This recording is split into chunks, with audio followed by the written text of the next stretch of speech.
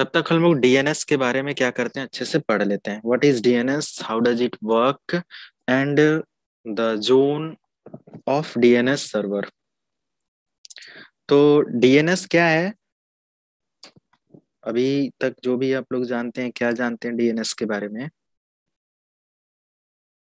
Sir DNS domain name service है इसका full form. Hmm. इसका काम होता है सर आईपी रिजोल्व करना, name to IP and IP to name. बिल्कुल।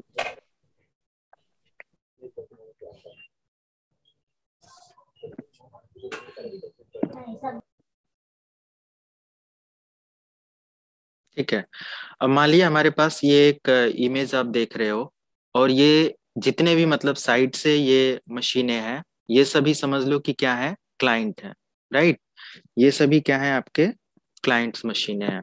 अब ये क्लाइंट क्या हो सकता है, एक दो तीन चार, एक कंपनी के अंदर बहुत सारे हो सकते हैं।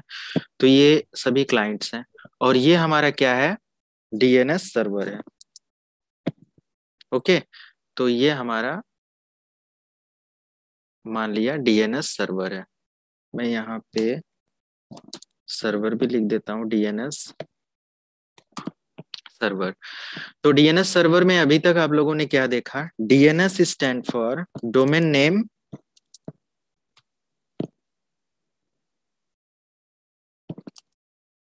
क्या होता है, domain name server service. System, system server service. तो मतलब सभी एक ही चीज होता है यहाँ पे, domain name server system service, कुछ भी इसको आप बोल सकते हैं। और इसका काम क्या होता है, the main work of DNS is IP to name and name to IP and resolve client query. Is it clear to everyone? जो भी क्लाइंट की क्वेरी यस। होती है ना, उसको ये रिजॉल्व करने का काम करता है। अब जैसे क्लाइंट की क्वेरी क्या होती है, आप लोग जब भी कभी किसी वेबसाइट पर पिंग करते हैं तो आपने देखा होगा कि बहुत सारा ऐसा आप लोगों को प्रॉब्लम होता होगा, जब आप पिंग मारते हो तो बोलता है कि डीएनएस अनरीचेबल। क्यों?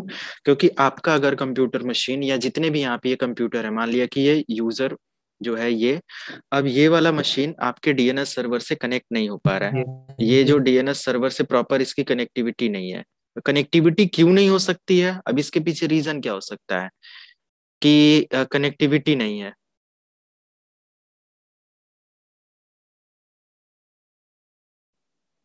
बताइए। This is the part of network trouble shooting, IP addressing.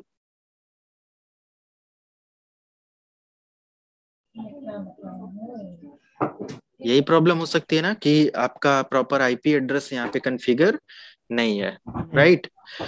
तो सबसे पहले जब भी आप अपनी मशीन पर, जैसे कि डीएनएस सर्वर की आईपी आपका 10.0.0.10 है, तो ये आईपी आपके इस सर्वर में, या सॉरी इस क्लाइंट के कॉन्फ़िगरेशन में as a DNS IP configure होनी चाहिए। राइट। अब आपने देखा होगा कि जब आप आईपी कॉन्फ़िगर करते हो, और आईपी कॉन्फ़िगर करते समय आपके पास ढेर सारी मशीनें कभी कभी होती हैं। मतलब कि अगर आपके पास दो सर्वर है, मान लिया कि ये आपका सर्वर 1 है, DNS 1 है, और ये आपका DNS 2 है, तो ये हम लिखते हैं SRV 1 सर्वर 1, और इसको हम लिखते हैं SRV 2, ये सर्वर 2 है। अब ये हमारा DNS 1 है या प्राइमरी डीएनएस है, और ये हम लोग मान लेते हैं एक सेकेंडरी डीएनएस या DNS 2 अल्टरनेट डीएनएस। इसकी आईपी हम लोग ले लेते हैं 10.0.0.10, और इसकी आईपी मतलब एक मेंबर सर्वर है कोई भी, और इसकी आईपी 10.0.0.20 है। अब इस कंडीशन में आपके स्विच से अगर इनका कनेक्शन है, जैसे कि ये सब कनेक्टेड है पर्टिकुलर पोर्ट और इन सब चीजों से, पूरा एक नेटवर्क कॉन्फ़िगरेशन है चल रहा है, तो इनके बीच में क्या है कि बहुत सारे क्लाइंट इधर काम कर रहे होते हैं। राइट। ऐसे ये होता है। तो जब आप आईपी कॉन्फ़िगर करते हो तो वहां पे आपने देखा होगा दो ऑप्शन, एक अल्टरनेट डीएनएस और एक प्रीफर्ड डीएनएस। राइट। एक अल्टरनेट डीएनएस और एक प्रीफर्ड डीएनएस। तो जब भी आप अपनी आईपी कॉन्फ़िगर करें तो वहां पे जैसे आपने आईपी दे दिया, सबनेट मास्क दे दिया, उसके बाद आप क्या देते हो यहाँ पे, गेटवे, एंड उसके बाद आप यहाँ पे क्या देते हो, प्रीफर्ड डीएनएस, एंड जस्ट उसके अल्टरनेट। नीचे आप अल्टरनेट डीएनएस देते हो। तो ये अगर मान लिया कि आप प्रीफर्ड डीएनएस में इसकी आईपी दे रहे हो, तो अल्टरनेट डीएनएस में आप इसकी आईपी दे सकते हो। और अगर ये सेम जोन से कनेक्टेड है और ये सर्वर आपके नेटवर्क से जो कनेक्शन है ये अनरीचेबल भी कभी हो जाता है, तो आपकी क्वेरी यहाँ से और यहाँ से ऐसे सॉल्व हो जाएगी। अब समझ में आया कुछ ऐसे थोड़ा सा, कि मल्टीपल्स ऑफ डीएनएस सर्वर अगर आपके पास है तो ये जो भी क्लाइंट की क्वेरी है काफी इजी वे से वो रिजॉल्व होती है नेटवर्क के अंदर, राइट। या तो ये सारी चीजें होती हैं। अब ये डीएनएस सर्वर इतना ही नहीं, ये तो ठीक है, आपने मेन पर्पस समझ लिया ऑलरेडी। जो हम लोग जैसे गूगल को एक्सेस करते हैं, गूगल.com, बट क्या गूगल.com कुछ है विदाउट आईपी? गूगल.com बिना आईपी के कुछ है नहीं, है ना। तो हर एक कंप्यूटर सिस्टम पर सबसे पहले क्या होता है, आईपी। आईपी क्या है, एक प्राइमरी आइडेंटिटी है कि नहीं। और ये जो नेम है, दिस इज एफक्यूडीएन नेम, ये क्या होता है आपका एक सेकेंडरी आइडेंटिटी। हम ये कहीं कहीं लिखा नहीं है, ऐसा कहीं लिखा नहीं आपको मिलेगा, ये कहीं लिखा नहीं मिलेगा कि ये सेकेंडरी आइडेंटिटी, बस हम लोग ऐसा मान रहे हैं अभी। क्यों ऐसा मान रहे हैं, क्योंकि हम सब लोगों को पता है कि हमारा नेम बाद में आता है, पहले हमारे सिस्टम पर आईपी पड़ती है। तो हमारी प्राइमरी आइडेंटिटी क्या होती है, IP. IP. IP, and then हमारा डीएनएस का जो भी नेम हमारा होता है। तो हमारे डीएनएस सर्वर पर दो तरीके के जोन मिलते हैं। तो यहाँ पे अब स्टार्ट करते हैं हम लोग डीएनएस सर्वर, एंड यहाँ पे एक हमारा जोन आ जाता है, sorry, forward lookup zone,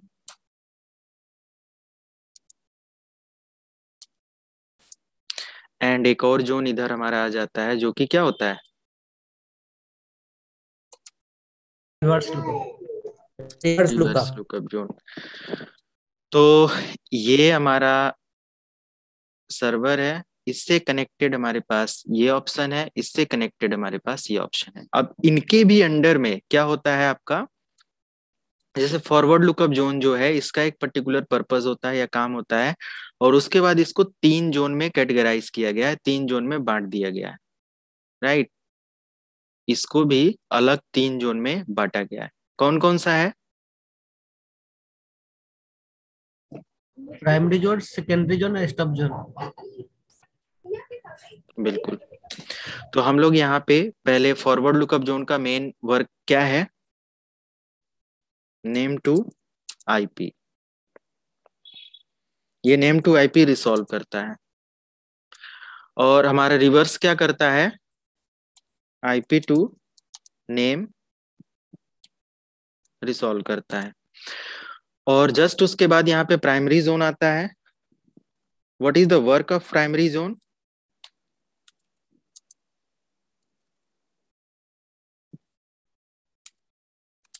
primary zone क्या रखता है, ये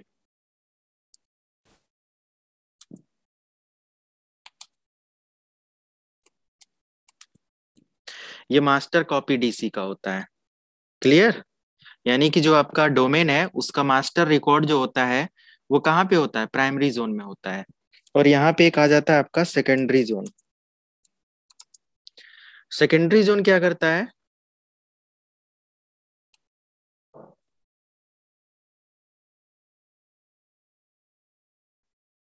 ये क्या होता है, copy of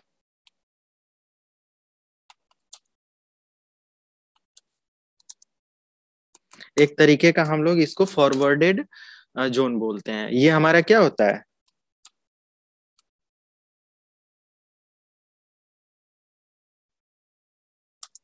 forwarded zone by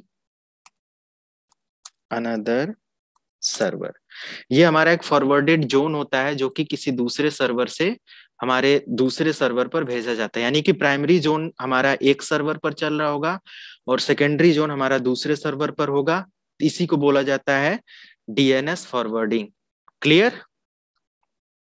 क्योंकि आपका एक डीएनएस सर्वर अगर डाउन भी हो जाता है तो आपका फॉरवर्डेड यानी सेकेंडरी डीएनएस सर्वर आपके डीसी की जो भी मतलब क्लाइंट क्वेरी है उसको लिसन करेगा और आपके यूजर को उसका आंसर प्रोवाइड करेगा, उसका सोल्यूशन प्रोवाइड करेगा।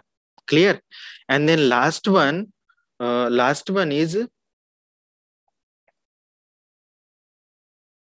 क्या है last one? Stop zone. Stub zone. तो ये हम लोग बोल सकते हैं कि backup of all another server zone, backup of PZ and SZ, primary and secondary zone का एक और सर्वर हम लोग चाहे डीएनएस सर्वर लगा सकते हैं। तो ये जितने भी होंगे, अगर मान लिया कि यहाँ पे आपने एक सर्वर सेटअप किया था और ये आपका डीसी है, तो डीसी सर्वर पर आपका क्या चलेगा? Primary zone. आपके मेन सर्वर पर हमेशा क्या चल रहा होगा? Primary zone. और ये प्राइमरी जोन के बाद अगर आपको सेकेंडरी जोन बनाना है तो इसी सर्वर पर आप नहीं बना सकते, राइट? आपको अपने सर्वर से जो भी कनेक्टेड सर्वर होंगे, तो मान लिया कि प्राइमरी जोन के लिए आपने अपना डीसी सेलेक्ट किया, सेकेंडरी जोन के लिए आप अपना कोई भी दूसरा मेंबर सर्वर जैसे सीडीसी वाले को ले लो, राइट? यहाँ पे आप अपना सेकेंडरी बना दो, यहाँ का डीएनएस यहाँ फॉरवर्ड कर दो, राइट? तो अगर ये सब एक नेटवर्क में है किसी ना किसी तरीके से, तो जितने भी हमारे क्लाइंट हैं अगर यहाँ से नहीं एक्सेस ले पा रहे हैं तो इंटरनेट के माध्यम से इधर से एक्सेस ले सकते हैं और अपनी क्वेरी, अपना सोल्यूशन जो भी है पिंग कर सकते हैं एक दूसरे को। ऐसे ही हमारा सेकेंडरी प्राइमरी जोन जो भी यहाँ पे सारी चीजें होती हैं, ये हमारा वर्क करता है सेम हमारे रिवर्स लुकअप जोन की तरफ। तो यहाँ भी हमारे 3 जोन इधर भी बनते हैं।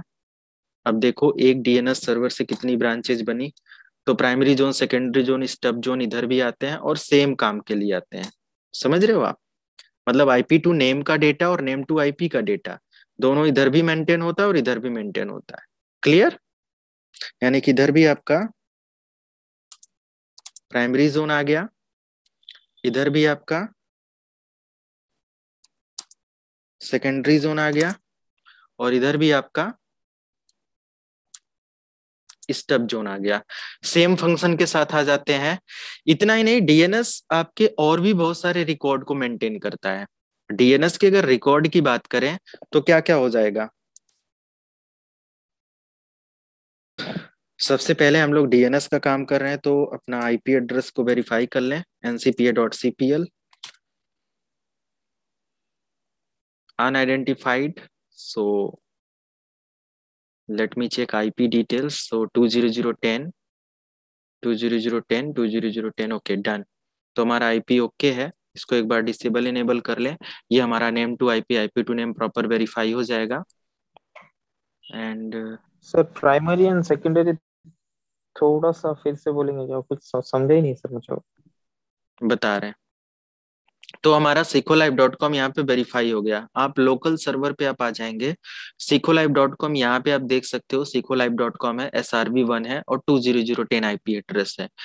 टूल्स के अंदर आ जाएं और डीएनएस सर्वर को ओपन कर लें। अब डीएनएस सर्वर हमारा क्या यहाँ पे कह रहा है आप देख सकते हो।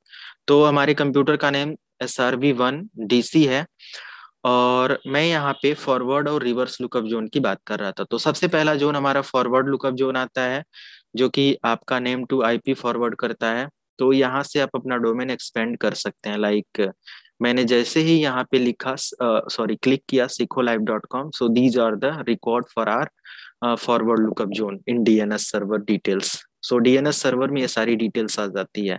तो यहाँ पे रिकॉर्ड में ए का रिकॉर्ड मिल रहा है, एनएस का रिकॉर्ड मिल रहा है, SOA का रिकॉर्ड मिल रहा है। ये सब है क्या? ये सारे रिकॉर्ड को अगर मेंटेन करना है तभी आप डीएनएस पे प्रॉपर काम कर पाएंगे। इसके अंदर टीसीपी यूडीपी प्रोटोकॉल्स होती हैं, साइट्स होती हैं। अगर साइट आपने कोई बनाया है, तो मैंने साइट भी बनाया था ना जब आप लोगों को पढ़ा रहे थे, तो देख रहे हो ना सारे रिकॉर्ड यहीं पे होते हैं। तो डीएनएस क्या करता है, हर तरीके का एक मास्टर एट्रीब्यूट रखता है।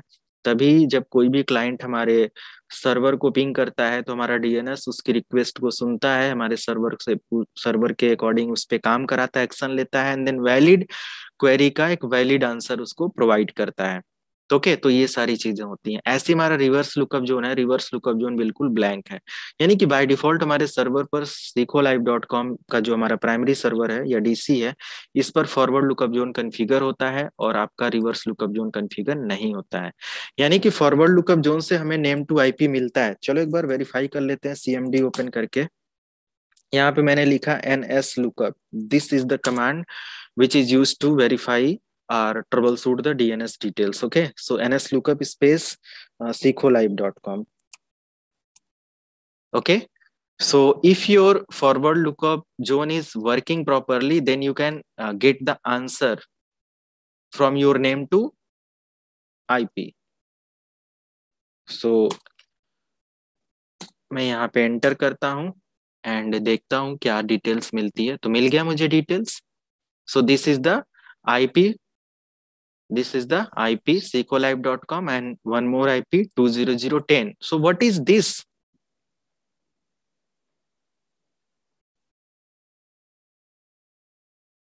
This is the additional domain IP, server IP. मैंने बनाया था ना एक और सर्वर 30 इस एडीसी वाले एडीसी मशीन को एडीसी। तो ये हमारा डीएनएस क्या करता है, सभी के रिकॉर्ड को कनेक्ट करके रखता है।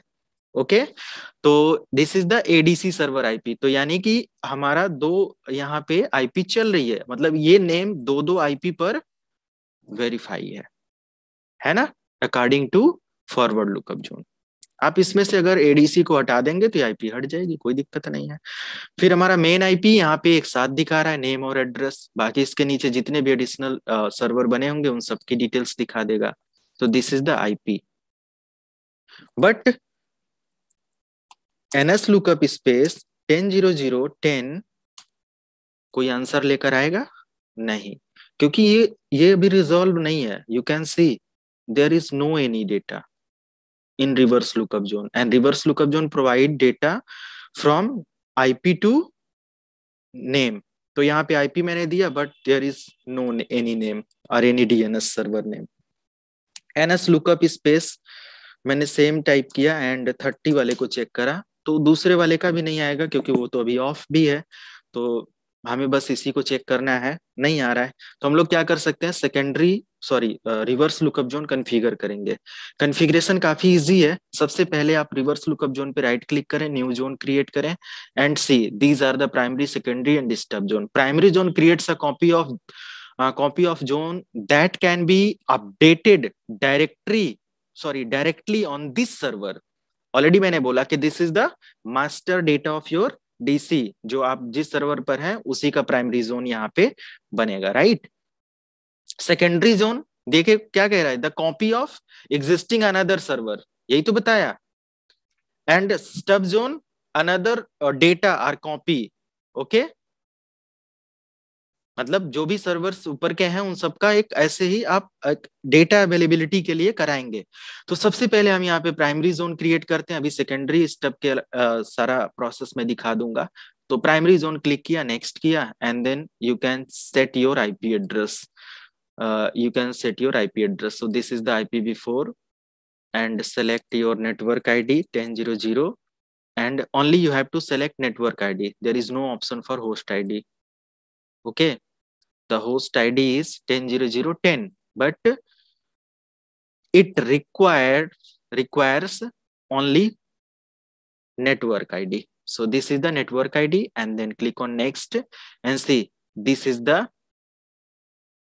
name for your DNS server. And then next, again allow secure and non-secure update, and then next, and then finish. Done. आपका बन गया। Now you can check from IP to name.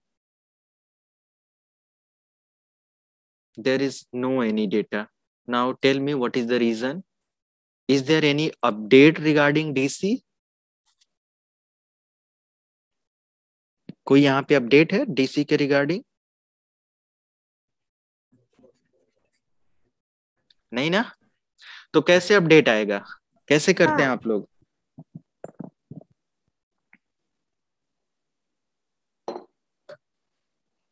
Hello ji sir, ये reverse lookup जब अभी तो हुआ ही नहीं। तो रिवर्स में आईपी मतलब वो एड्रेस नहीं आ रहा है, तो कैसे आएगा? अपडेट कैसे आएगा दें? सर, यहाँ यहाँ यहाँ पे ना वो उस पे राइट क्लिक करके। हाँ, इस पे? यहाँ पे नहीं सर, यहाँ पे यहाँ? अपने ये, यस यस, ये पीटीआर करेंगे, न्यू पीटीआर। हाँ, तो यहाँ से करिए, यहाँ से दोनों बात एक ही है। अच्छा हाँ चलो ठीक है, म्यूट कर दो, आवाज आ रही उधर से बहुत। चलिए समझिए, यहाँ पे सबसे पहले हम लोग यहाँ पे देखेंगे कि हमारा मास्टर डोमेन कौन सा है। तो सीखोलाइव.com के अंदर हमारा जो 10.0.0.10 यही हमारा सर्वर अपडेट है।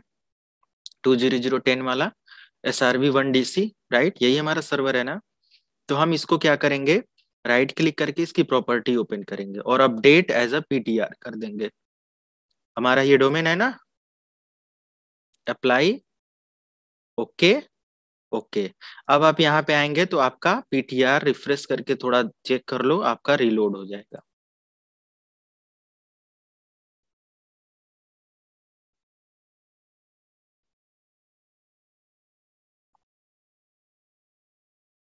अपडेट यहीं से आपको दे देना है, वो आ जाएगा। और यहाँ पे थोड़ा सा समय देंगे, और अगर यहाँ पे टाइम भी लगा रहा है ये, यहाँ से एक बार रिफ्रेश कर लो। चलिए देखते हैं, अभी भी नहीं आया। तो ये थोड़ा सा टाइम लगा सकता है, बट कोई नहीं, हम लोग एक काम करते हैं, यहाँ से आकर दोबारा से जो ये पेरेंट नेम और जो भी है, एक बार इस पे क्लिक करके देखते हैं। ये अपडेट तो हर जगह से हो गया है, और इधर थोड़ा सा मतलब नहीं होता है कि अपडेट लेने में ये मे भी टाइम लगा दे, बट ये होगा जरूर। इसको एक दो बार रिफ्रेश कर सकते हैं। मैनुअल भी ऑप्शन है, जैसे पीटीआर वगैरह, हम यहाँ से राइट क्लिक करके अगर अपडेट में टाइम लग रहा है तो मैं यहाँ पे ब्राउज कर लूंगा। अभी देखो यहाँ पे हमारा होस्ट नेम का आईपी नहीं है, तो आ जाएगा अभी SRV DC। अब यहाँ से हम लोग वही चीज जो वहां से अपडेट मैंने दिया, यहाँ से वही चीज यहाँ पे भी करेंगे। तो यहाँ से ऑल रिकॉर्ड करेंगे और जस्ट नीचे आप आ जाएंगे। तो देखो यहाँ पे आपका सर्वर नेम कौन सा है, यही है ना,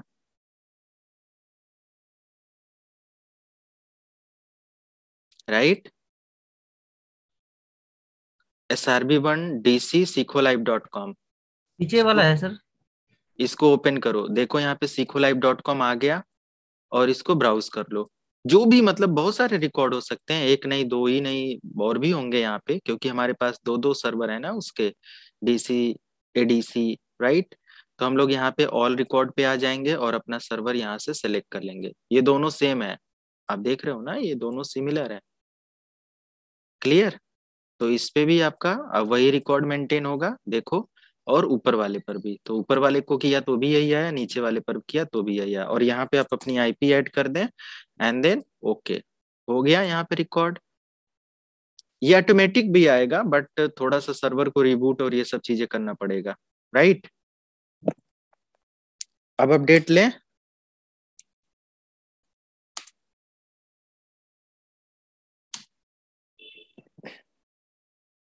देखो आ गया, राइट।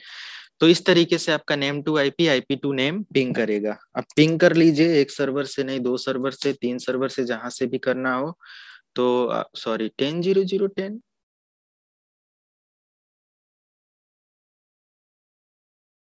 ये 10.0.0.10 कैसे ले रहा है? मैंने कहीं एंट्री कर दिया क्या?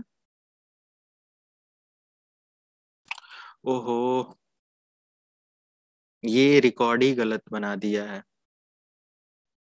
आप लोग भी ध्यान नहीं, बताते नहीं है। प्राइमरी जोन में यहाँ पे क्या करना है, IP वर्जन 4 में नेटवर्क ID 2 बनानी है ना, 2.0.0।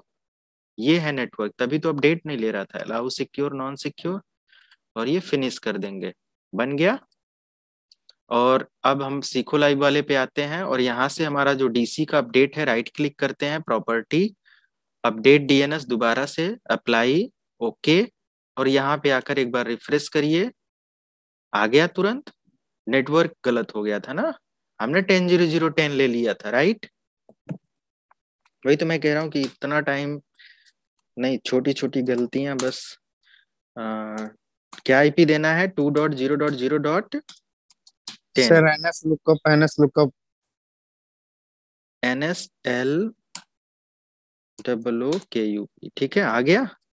Name to IP, IP to name, ping करके देख लो आप, 2.0.0.10 आएगा रिप्लाई। और अगर आप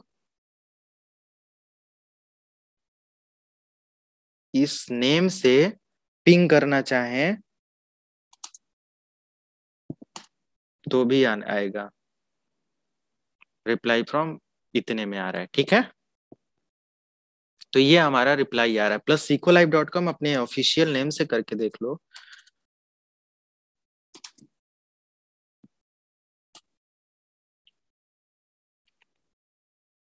sequelive.com आ रहा है। तो ये हमारा हो गया एक फॉरवर्ड और रिवर्स लुकअप जोन का डेटा। अब इसका हमें फॉरवर्ड जोन या फॉरवर्डेड जोन क्रिएट करना है। तो हमारे एडिशनल डोमेन कंट्रोलर को मैं ऑन कर लेता हूँ। एडीसी पर क्या फॉरवर्डेड लुकअप जोन बनाया जा सकता है? डीएनएस फॉरवर्डिंग हो सकता है?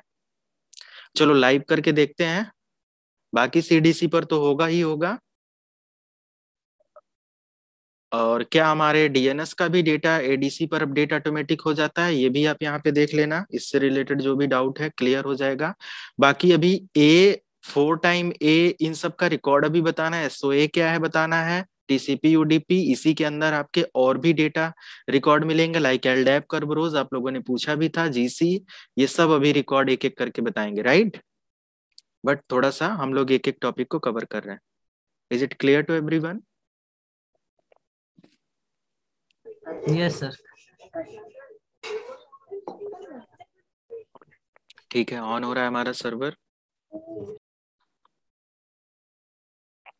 तो हम यहाँ पे फॉरवर्ड लुकअप जोन कोई भी, मतलब फॉरवर्ड का या रिवर्स का एक जोन यहाँ पे ट्रांसफर कर दे रहे हैं। ऐसे ही फॉरवर्ड, सेकेंडरी और स्टब जोन दोनों, जैसे सेकेंडरी बनेगा वैसे स्टब बनेगा। उसके बाद फिर हम अगली एंट्रीज के बारे में पढ़ना स्टार्ट करेंगे।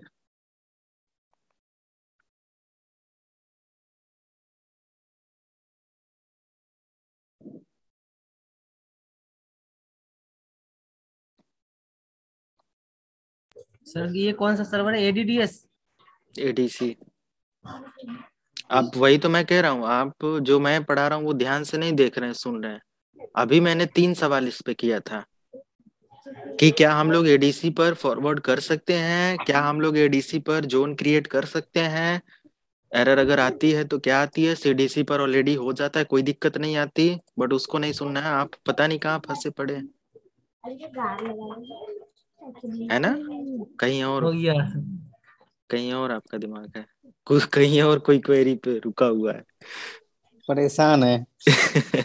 तो वही तो मतलब, जैसे काम करना एक बार आप देख लो, जिससे जैसे बताया जा रहा है, फिर अपने आप जब एक बार एक सर्वर पर मैनेज करने आ गया तो 10 तरीके की चीजें खुद मैनेज कर लेंगे, खुद समझ जाएंगे।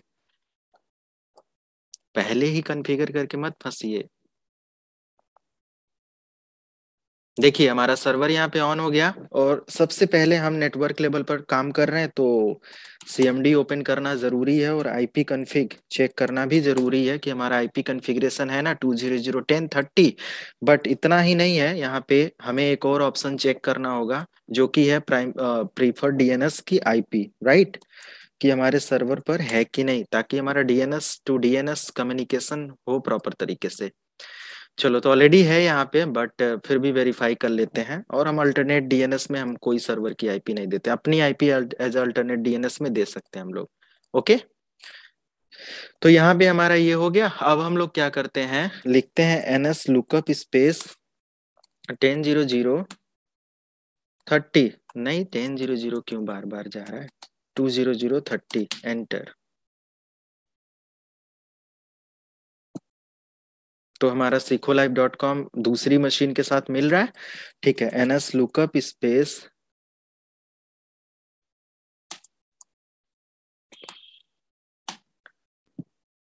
देखते हैं। तो ns lookup कोई भी यहाँ पे ns lookup secolib.com, तो ये देखो वेरीफाई कर लिया है। वेरीफाई कर लिया मतलब हमारा उधर वाले दूसरे वाले सर्वर से डीएनएस आंसर दिया है। कंफर्म ना? क्योंकि इस पे तो मैंने अभी डीएनएस बनाया नहीं, एक बार चेक कर लेते हैं डीएनएस डेटाबेस। ये देखो, जब मैंने उधर क्रिएट किया तो हमारा इधर भी क्रिएट हो गया। एडी का कंप्लीट डेटा ऑटोमेटिक ट्रांसफर हो जा रहा है। एडिशनल डोमेन कंट्रोलर का यही बेनिफिट है। क्लियर हो गया? आपके दोनों तरफ से ये दोनों सर्वर हमारे क्लाइंट को आंसर करेंगे। देखो इधर भी अपडेट हमारा 10 और 30 दोनों का हो गया है, राइट।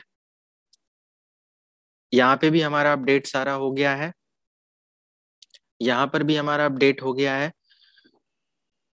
अब बात होती है यहाँ पे कि हमारा जो सेकेंडरी जोन तो इस पे बनेगा नहीं, तो सेकेंडरी जोन हम लोग किस पर बनाएंगे? अपने अदर सर्वर, जैसे कि कोई मेंबर सर्वर हम लोग बना दें डायरेक्टरी वर्क ग्रुप से डोमेन में ज्वाइन करके, या सीडीसी को बना दें।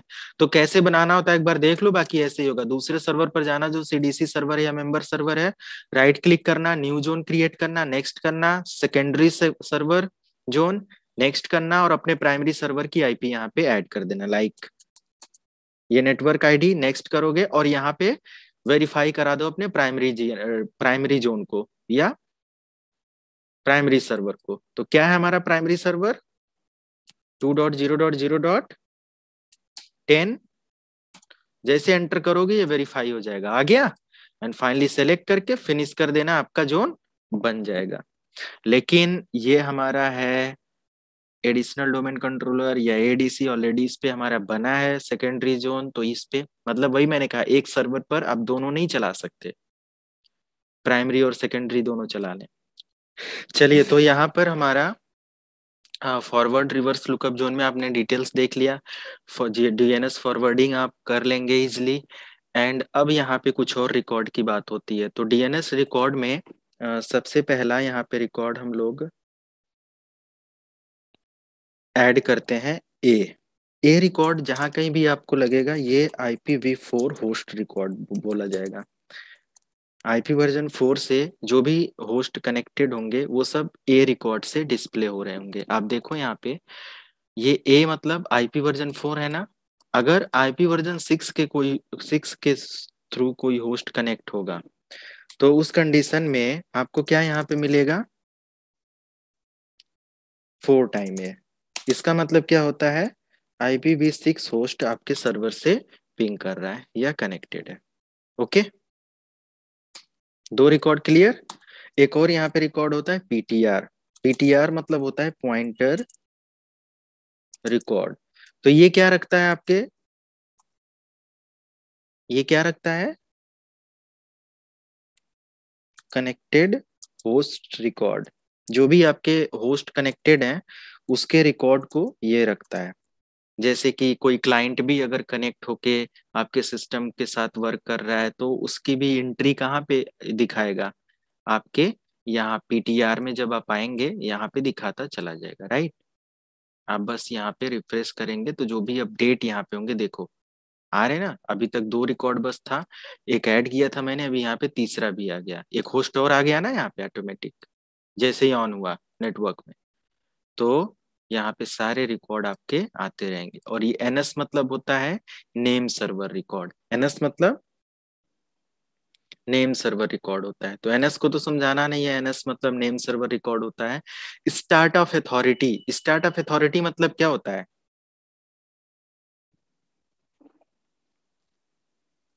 हैं?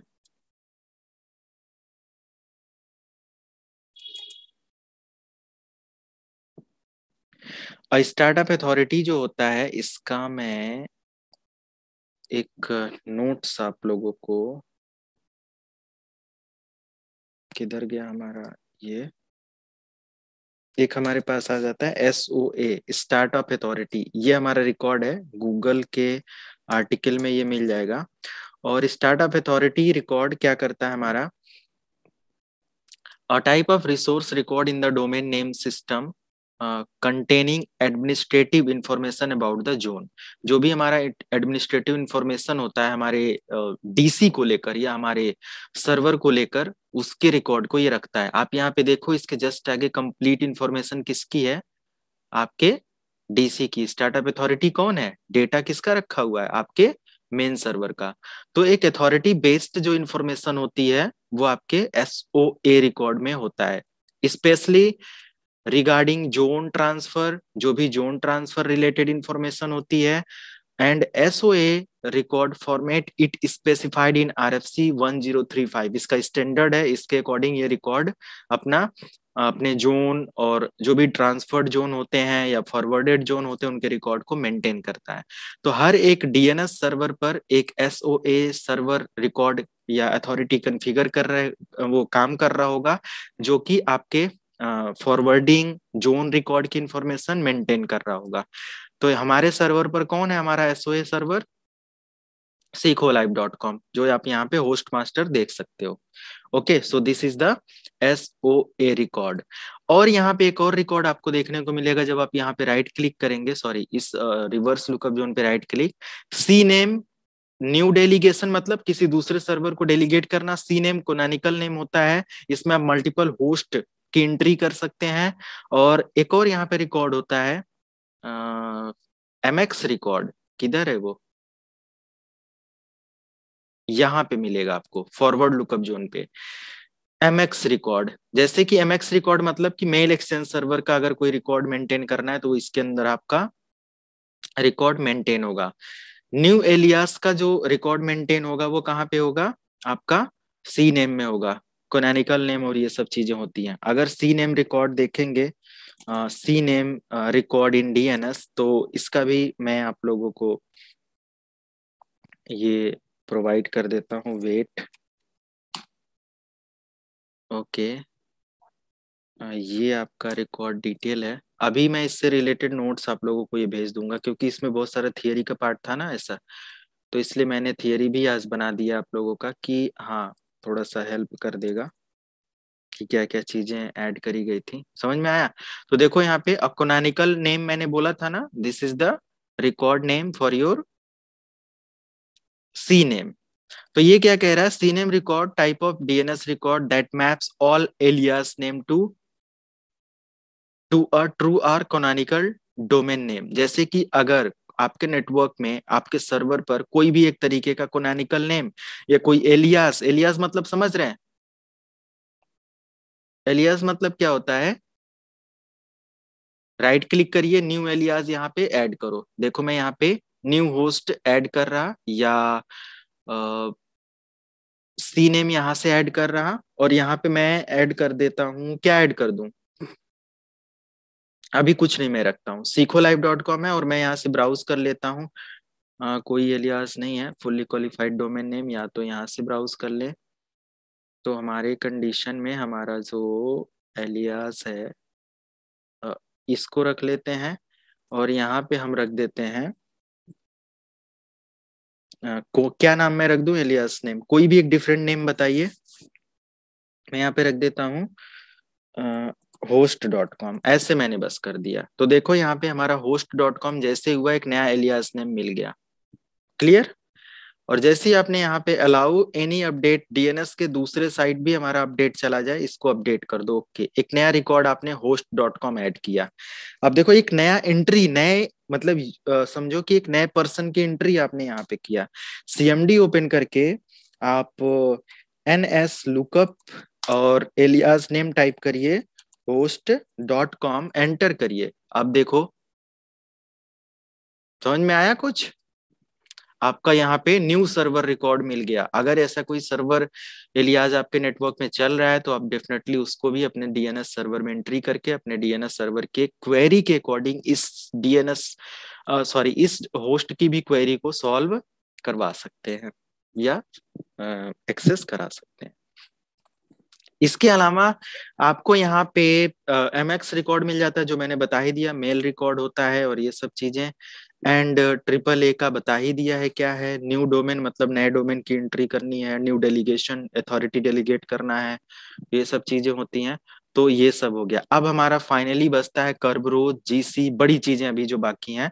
तो सबसे पहले यहाँ पे TCP के बारे में समझ लें। TCP भी हमारा एक तरीके का क्या है, रिकॉर्ड है। तो मैं इसको भी यहाँ पे मेंशन कर देता हूँ, भले ही हम लोगों को आता है, तो मैं यहाँ पे मेंशन कर दूं TCP रिकॉर्ड। इसके बारे में भी बताना पड़ेगा, what is TCP record. And UDP record होता है। TCP transmission control protocol. DNS की एक्चुअली ये दो प्रोटोकॉल्स है, यहाँ पे हम लोग लिख सकते हैं कि DNS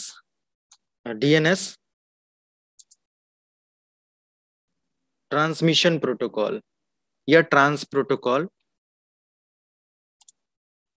कौन कौन से होते हैं, TCP एंड UDP।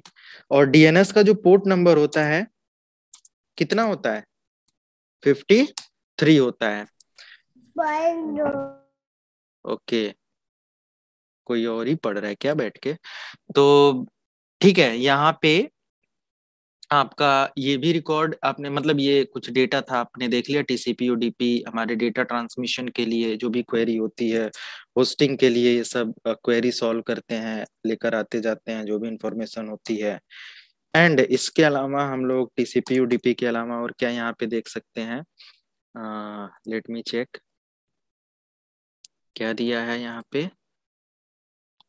साइट्स की इंफॉर्मेशन, तो sites information it is used to collect all site information, sorry it is used to collect all site information। जैसे कि आपकी site B, site C, site D, जितने भी लोकेशन पर आपके server चल रहे थे सबका डेटा यहाँ पे होगा, अगर आपने लॉग इन किया होगा तो these are the sites information। and also you can see MSDCS। what is MSDCS? I think this is only name server record regarding your primary server. Okay, तो ये आपके मास्टर डोमेन रिकॉर्ड का details दिखा रहा है, बाकी कुछ नहीं है। बाकी CDC यहाँ पे है, तो आपने कोई CDC बनाया था, अगर बनाया है तो यहाँ पे रिकॉर्ड आएगा। तो मैंने एक CDC बनाया था ना, cdc.sikolive.com, याद है? तो उसकी भी एंट्री यहाँ पे हमें दिख रही है, कोई बोल नहीं रहा है। हाँ सर, बनाए थे। तो देखो उसका भी कंप्यूटर नेम यहाँ पे वही चीज दिखा रहा है, cdc.sikolive.com। ये रिकॉर्ड इसके पास है अभी भी, भले ही मैंने डिलीट कर दिया उसको, राइट। तो ये भी रिकॉर्ड यहाँ पे होता है, प्राइमरी जोन में सारा रिकॉर्ड आ गया। इन सब चीजों के बावजूद अगर आप देखेंगे तो TCP के अंदर इतने सारे रिकॉर्ड, अभी कुछ डेटा अपडेट ये है, UDP के अंदर भी कुछ ये है। तो UDP के अंदर K पासवर्ड है और कर्बरोज है। K पासवर्ड और कर्बरोज अगर आप एक पल के लिए गूगल करेंगे तो डेफिनेटली ये ऑथेंटिकेशन बेस्ड प्रोटोकॉल है। मैं सिंपल अगर बता दूं कि इसमें LDAP भी आता है, कर्बरोज भी आता है और K पासवर्ड आता है। तो ये जैसे कि K password exact, K password record, ये क्या हो गया, K पास WD भाई, KPASSWD, K पास WD के मैक्सिमम मतलब कि वर्जन कितना है, 5 है। ओके, K पास WD क्या करता है, command is use to change a Kerberos principal password. जैसे Kerberos K password first prompts for the current Kerberos password, then prompt the user। मतलब यहाँ पे ये कह रहा है कि जो मान लिया कि कोई यूजर है, जब आपके किसी भी डोमेन सर्वर क्लाइंट मशीन के साथ, या मतलब आपके डोमेन में जब लॉग इन करता है तो अपना एक यूजर नेम पासवर्ड डालता है, चाहे वो कोई सर्विस वैलिडेट कराने के लिए अपने DNS सर्वर से हेल्प लेता है और अपने डोमेन का यूजर नेम पासवर्ड डालता है। तो जो यूजर नेम पासवर्ड वो इस्तेमाल कर रहा है वो हमारे सर्वर पर आकर वैलिडेट होगा, और उसको वैलिडेशन कराने के लिए हमारे K पासवर्ड, कर्बरोज जैसी प्रोटोकॉल्स रिस्पॉन्सिबल होती हैं। तो ये क्या कह रहा है कि K पासवर्ड जब भी पासवर्ड प्रिंसिपल्स, मतलब एक तरीके का कर्बरोज प्रिंसिपल पासवर्ड का ये क्या करता है, एक डेटा रिकॉर्ड रखता है। तो जब यूजर प्रॉम्प्ट क्लिक करता है, मतलब प्रॉम्प्ट करता है, पासवर्ड वगैरह ऐड करता है, तो उससे रिलेटेड यहाँ पे एक वैलिडेशन मैसेज चलता है। ऐसे ही हमारा कर्बरोज है, इसका भी वर्जन 5 ही सबसे लेटेस्ट है। अगर आप चेक करेंगे तो कर्बरोज ऑथेंटिकेशन, इसका भी सिमिलर आपको मिलेगा कि this is the authentication based protocol. इसमें भी क्या होता है कि basic ticket allow nodes to communicate over a non secure network to prove their identity in secure manner. आपके नेटवर्क में जैसे यहाँ पे देखो ये कुछ दिया हुआ है, अब यहाँ पे इतने सारे यूजर्स होंगे, कुछ इसमें से कॉपी में मैं कर लूँ और इसको बस थोड़ा सा यहाँ पे समझाने के लिए, ये है कुछ इस तरीके से। तो जब आपके सर्वर पर किसी भी यूजर की रिक्वेस्ट जाएगी ना, तो यहाँ पे रिसोर्स रिकॉर्ड में क्या होगा, आपका मैच होगा कि जो यूजर पासवर्ड या यूजर नेम अटेम्प्ट किया है, प्रॉम्प्ट किया है, क्या वो सही है। तो एक तरीके का ऑथेंटिकेशन जनरेट होता है। रिक्वेस्ट टीजीटी सेशन की, रिक्वेस्ट टिकट ऑथेंटिकेशन सर्वर के पास जाएगा, सर्वर उसको अपने डिटेल्स में चेक करेगा कि यूजर ने सही डिटेल्स ऐड किया है कि नहीं किया है।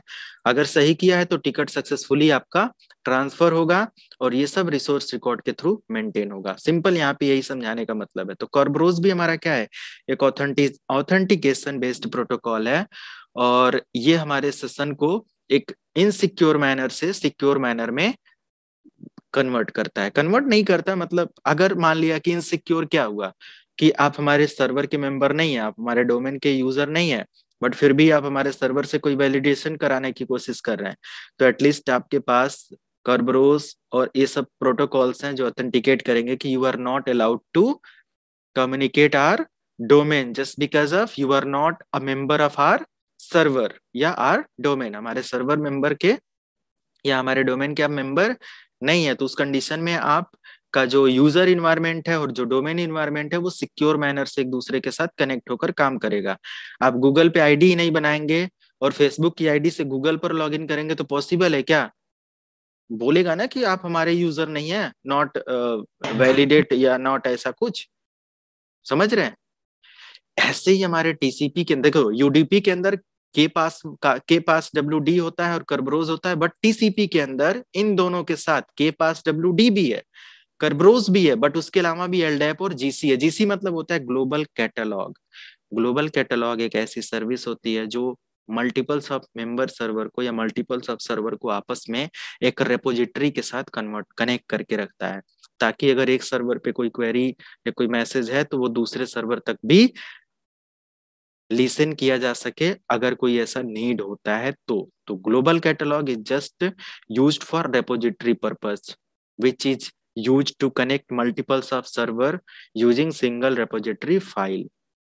Okay, and then last one, LDAP, lightweight directory access protocol.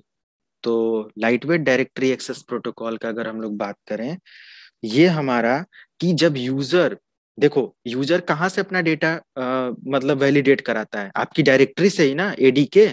तो एडी के डायरेक्टरी को सिक्योर करने के लिए एलडैप प्रोटोकॉल को यूज किया जाता है। Lightweight directory access protocol is an open cross platform protocol used for directory service authentication. LDAP provides the communication language that application used to communicate with other directory services servers. It mean कि अगर कोई भी हमारे server पर हमारी एक AD के या डायरेक्टरी के डेटाबेस के अंदर कुछ लेने देने की कोशिश कर रहा है, तो हमारा एटलीस्ट एक यहाँ पे LDAP डायरेक्टरी को एक्सेस करने, देखो यूजर के लिए वेरिफिकेशन का तो अलग प्रोसेस है, अलग कोई चेक कर रहा है, डायरेक्टरी के अंदर कुछ लेन देन कर रहे हैं तो उसका भी ऑथेंटिकेशन आपको देना पड़ेगा। Without authentication you cannot access any data from directory. So these are the directory authentication and user authentication based protocol.